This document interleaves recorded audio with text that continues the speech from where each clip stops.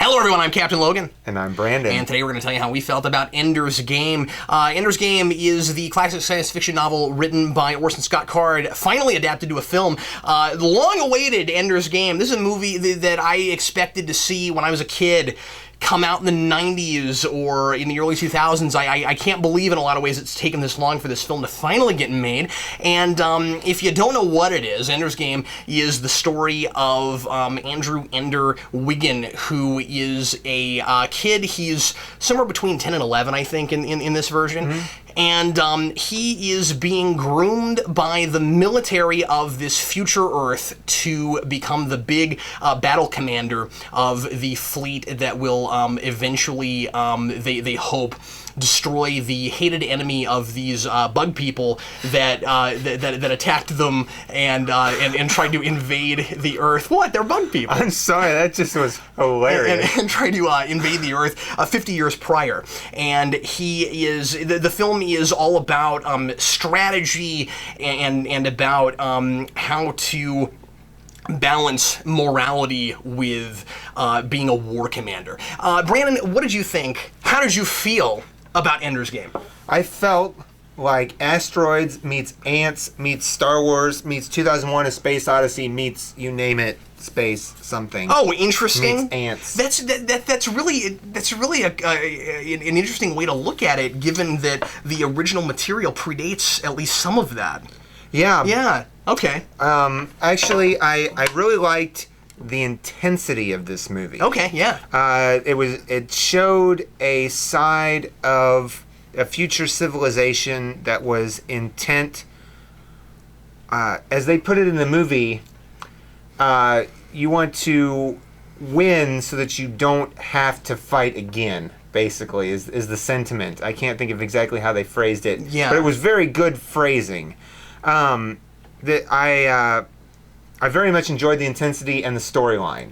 Having said that, something that I didn't like, I felt that the pacing was off in the very beginning. Okay. I felt like they ran through some things a little too quickly.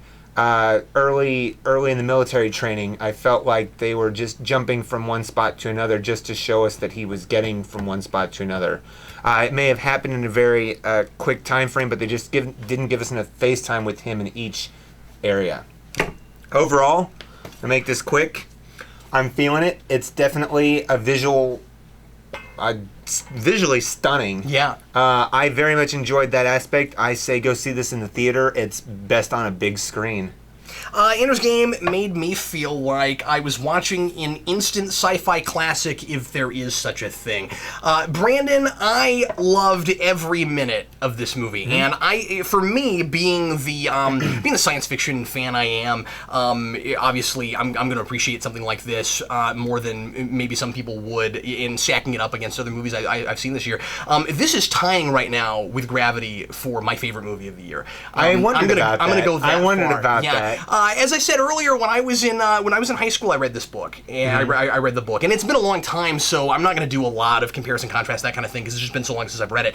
But I wondered how in the world this could ever be made into a film. Right. And they really pulled it off. My favorite thing about this movie was the casting. Everybody is brilliant, just freaking brilliant. Harrison Ford brings his A game, and I can't imagine anybody else in the role of Gav. I think he's absolutely fantastic. Harrison Ford did an upstanding job. There was another character that's added finally to the cast that we're told about a lot earlier in the film that comes in later that I think is amazing. Oh, and that was so crazy. I could never have pictured what he would be like on screen, but then when I read it and finally we get him, and I'm like, oh yeah, that's the guy. You know, that was that's cool. But most importantly, Ender, this is a film that is mostly led by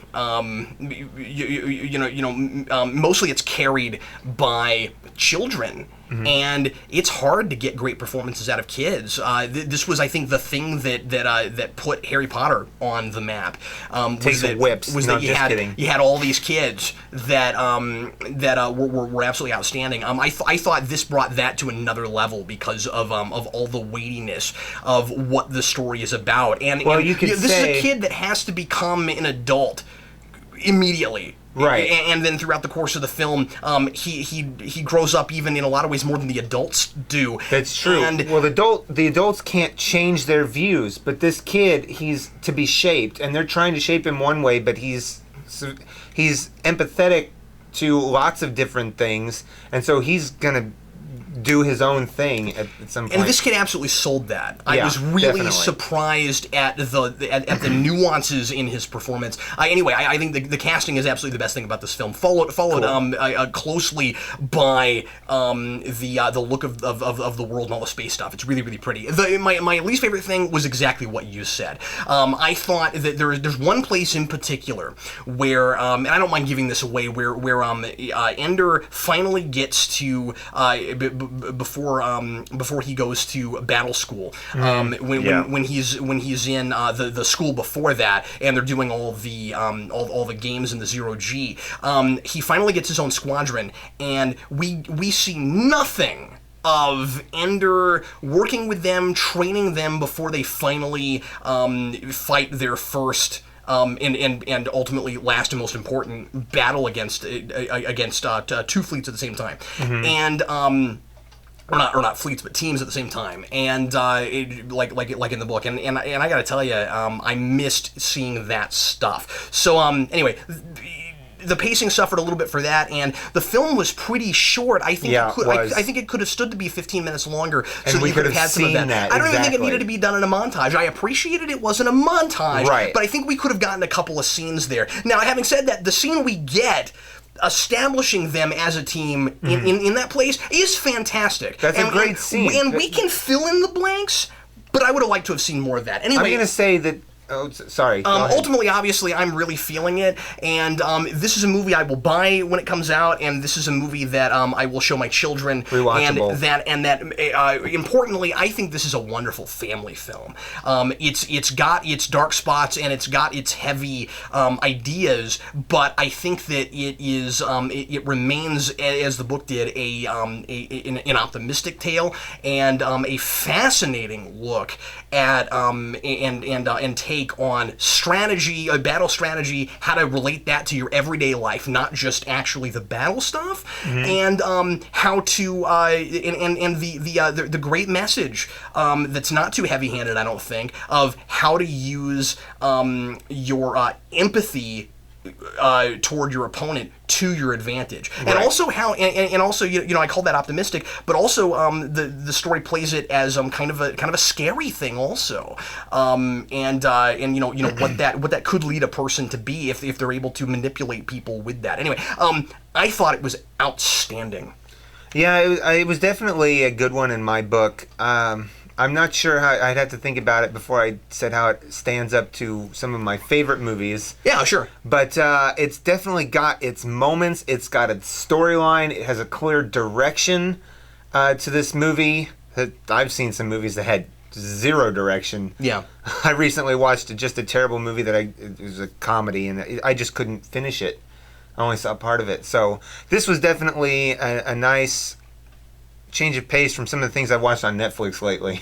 One of the things that I initially resisted and then became okay with, because this is for modern audiences, and there is a certain amount of contemporary of bringing things to a contemporary point that's understandable in a movie like this, is some of the things that I remember being in the novel. I guess now I am comparing it, but one of the things that I remember playing really hard in the novel was how something like the internet works in this world and how that's important and plays in all of this. And this movie uses all of that, but since it's trying to be a contemporary thing that extrapolates from current technology, it uses the internet as it is and moves it forward, which is totally fine. I was used to this story. I guess it's one of those, I don't like it when things are different. This is not a criticism. I just for a minute I was like, oh yeah, I guess we can't pretend like that's new.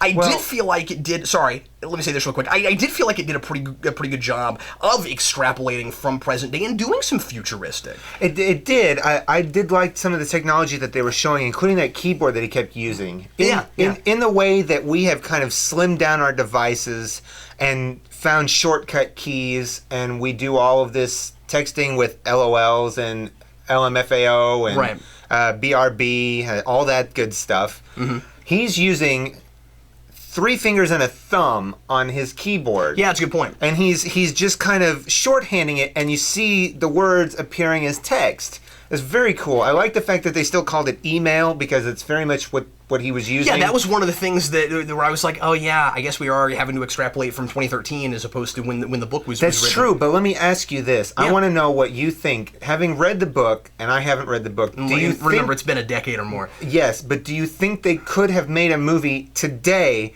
that was strictly based on the book, technology extrapolation from that time included? Yeah, I don't think it would have been as accessible. I think it would have been strictly for the people who read the book. It would have been more sci-fi, right? Yeah. Well, no, this is sci-fi, but it's got a lot of story to it. I feel like something like that would have just been more sci-fi. No, I don't think so. I think what you would have seen would have been just a more attempt at directly adapting the source material. More of a stylized thing? In fact, this is doing what science fiction is supposed to do, which is taking what we have now and extrapolating it to the future. Right. And so if they had made it, I don't know why it didn't immediately occur to me that they would do it this way. But like I was surprised that like the homes and the architecture and things didn't look more futuristic. And that's fine. I was just a little surprised by that. This is how we do things now. Like if you go back 30, 40 years and you watch a lot of like 60s, 70s science fiction movies, we expected that by the time we got here now, everything would look entirely different. That's true. We thought that all cities would be completely reconstructed and would be going up to the sky, and we'd have flying cars and all these sorts of things. We don't see as much of that kind of extrapolation. It's going to look alien. It's going to look totally different than it is now, because in those 40 years stuff hasn't changed as much as we thought it would architecturally. Well, that reminds me of something. You bring up a good point here. It's specific to inside the Star Trek franchise. Yeah, sure. Now, I'm misusing this word to a huge extent, but this is where my mind goes. Every time I see a futuristic building in TNG, like a one-off building, like Laura's compound in that episode Brothers, right? The one thing that I always think of, for some reason I associate this word, the dojo, with that. Completely not what it is, but I always think a futuristic, in my mind, it's a futuristic dojo, like a place, a house. Yeah. It always has that kind of TNG look to me, because I grew up with TNG futuristic housing looks. Right. So whenever that's kind of what you expect. Yeah, that's kind of what I've been brought up to But here's what's really interesting, okay? Uh-huh. We look at this because the way we grew up and what we were looking at was science fiction. Right. Getting back to the movie and what you and I, being pushing 30 and growing up with the stuff we think futuristic is alien. We think futuristic is totally different from what we have now. But the thing is, if you extrapolate into a certain amount of time into the future, and you're trying to guess, to actually really guess at what you think the future is going to look like, do we really think at this point, given what we've seen since where we were to now, where now we are getting into those years that we were, 2001 has passed us now, 2010 has passed us now. Do we really think we're going to get to a future that looks so completely alien and extrapolating to a certain date? And very often now I think it makes sense that real science fiction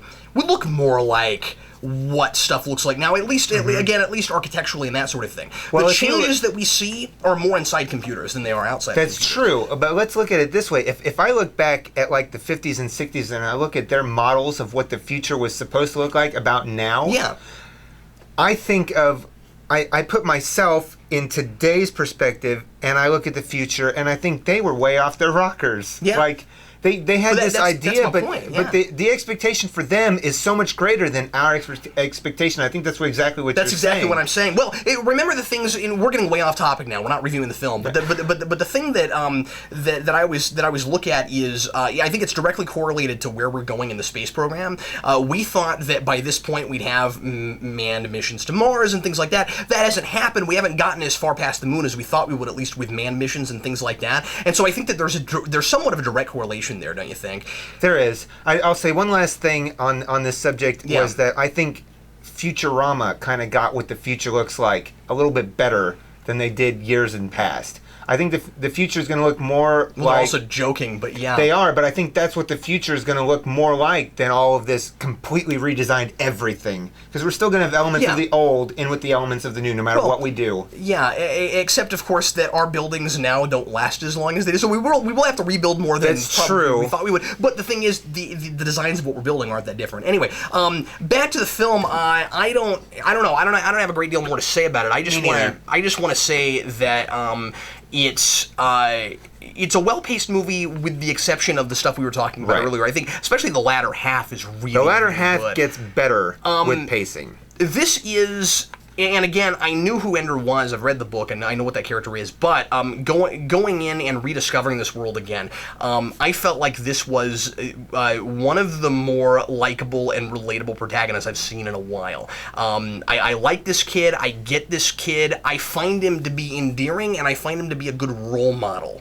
And I really like that. That's why I say show this to your kids. Well, he's even somebody that I could have gotten behind. Like, it seemed like a natural born leader. And you also buy the strategy in it. You know, you buy that the things he does is what works. It's a lot about positive instead of negative reinforcement, and that sort of thing. So anyway, we're both obviously feeling it, and I think folks should definitely see this film. We'll see you again next week. We're going to review something else for you. I think the next thing on the docket is Thor: The Dark World. I don't think there's anything we're going to review before that, so that'll be the next thing we have for you. That'll be next week. Usually the superhero movies I try to get out before the weekend, but I think we're probably not going to get to it until probably Monday, Sunday or Monday. So anyway, we'll have that for you, and then I'm going to be doing a spoiler podcast on that, just for folks that want to know about it, because people always ask me this with superhero films. I'll be doing a spoiler podcast on that, probably with Dan the week after, cool. If not with another person or two. So anyway, thanks as always for watching. We sure appreciate it, and we'll see you next time. I'm Captain Logan. And I'm Brandon. See you later.